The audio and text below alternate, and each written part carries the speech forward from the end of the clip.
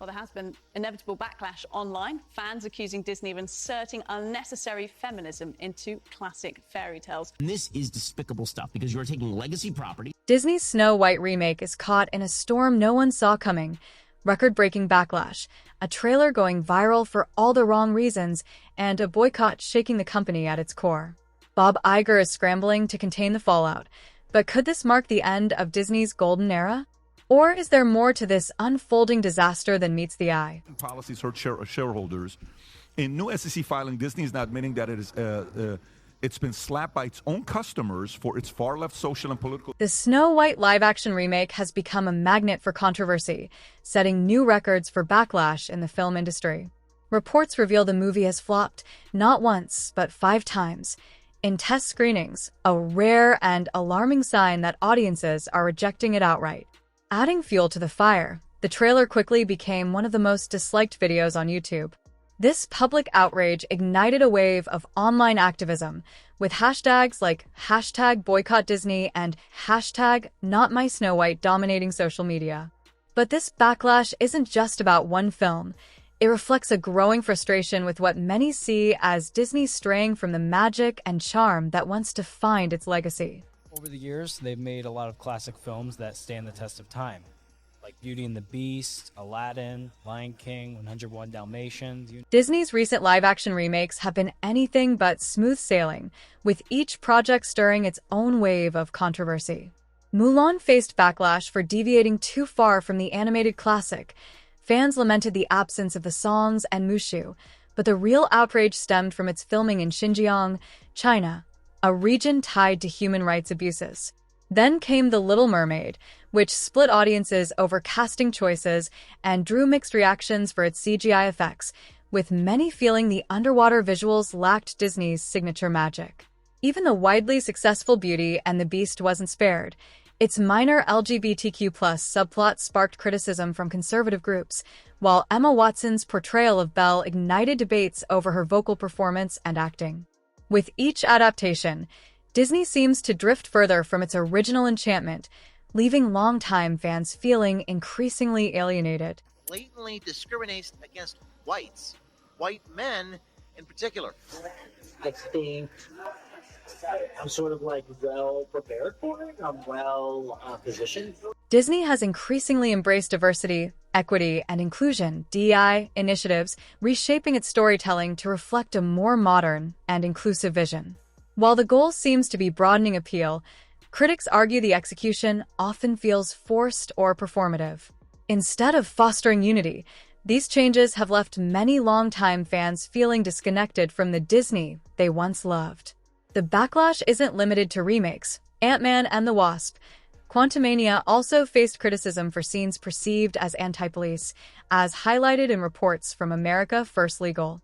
Fans and analysts suggest Disney's storytelling has shifted from timeless narratives to overt moral messaging, making it harder for audiences to connect. Disney stock has been a terrible investment over the past decade, with no gains during that time. In fact, the stock is down 38% over the past 5 years. And even today, after beating earnings expectations and reporting... Disney's financial struggles have hit staggering levels, with its market cap plummeting from $341 billion to just $45 billion in a few short years.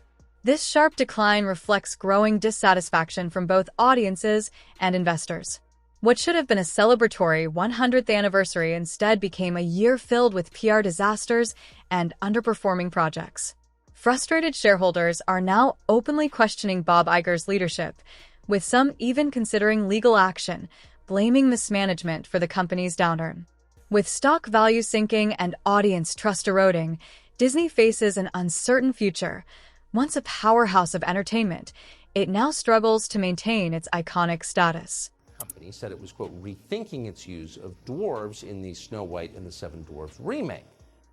Now some dwarf actors are asking, who put Peter Dinklage in charge of the dwarf community? Dylan Postal. One of the most controversial decisions in the Snow White live-action remake was replacing the iconic Seven Dwarfs with CGI creations. Fans, expecting Disney's signature artistry, were instead met with characters that felt lifeless and uninspired.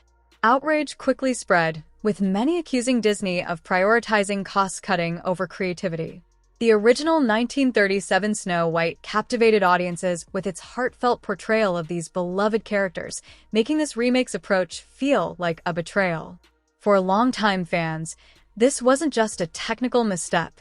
It symbolized how far Disney had strayed from its roots. The backlash over the CGI dwarfs became a rallying cry for those disillusioned by the company's creative direction.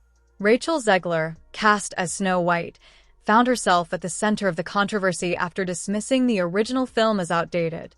Her remarks about the character not needing to be saved by a prince and rejecting the theme of true love alienated fans who cherish the classic's timeless charm.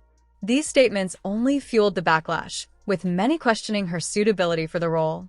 Even Wonder Woman star Gal Gadot, cast as the evil queen, couldn't offset the negativity surrounding the production. While her involvement initially sparked excitement, it wasn't enough to win over skeptical audiences. Behind the scenes, reports of tension among the cast and crew hinted at deeper creative struggles, adding to the chaos. Disney's content has increasingly faced scrutiny for what many see as political messaging disguised as family entertainment. One notable example is a Muppet Babies episode featuring Gonzo wearing a dress, framed as a lesson in acceptance. While some praised the storyline, others argued it prioritized an agenda over fostering understanding. Similarly, Disney Plus has been criticized by groups like America First Legal for pushing controversial narratives about race and identity.